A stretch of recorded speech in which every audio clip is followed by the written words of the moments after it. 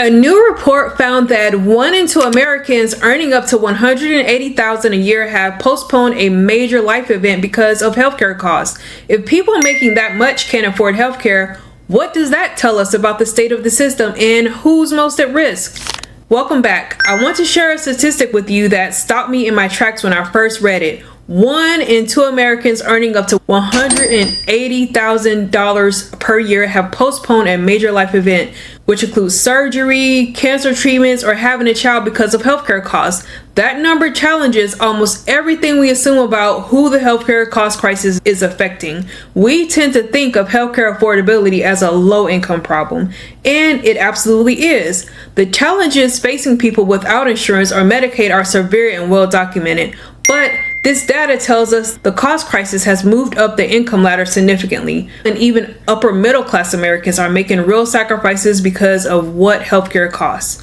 And women carry a particular burden here. Women use more healthcare than men, partly because of reproductive health needs, partly because women are more likely to be the healthcare decision makers for their families. Women with obesity often face additional layers of complexity, longer appointment times needed, specialist referrals, weight-related medications, and potential surgical interventions, all of which add up. So here's a specific ways this plays out in our community. People delaying bariatric surgery because they can't afford the time off work or out-of-pocket costs. Even with insurance, people rationing GLP-1 medications, taking them less frequently than prescribed to stretch a supply. People skipping follow-up labs and nutrition appointments because of costs. Each of these feels like a small workaround but has real downstream health consequences.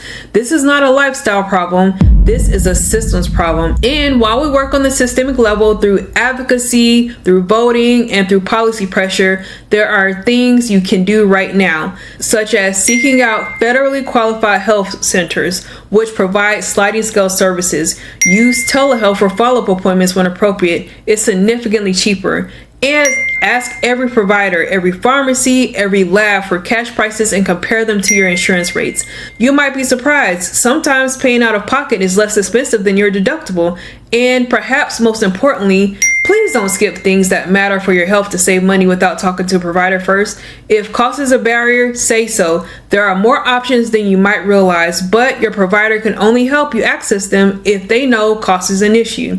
Before I go, if you want ongoing support from a community that actually gets it, come join my free Facebook group, Bariatric and GLP-1 Support by Real Talk Nutrition. The link is in the description. We talk about all of this, the real stuff without judgment. And if you're ready to go even deeper, I have a monthly group coaching membership called the Real Talk Continuum. It's where we do the real work together, nutrition, mindset, the whole picture. Details are in the description below. If this video was helpful, please subscribe and hit the notification bell so that you never miss an episode. I post new content on a regular basis and I don't want you to miss it. Also, if you're interested in reading a longer, more thorough version of this information, I have a blog post on this topic. The direct link for that blog post is in the description as well. Thank you. I'll see you next time.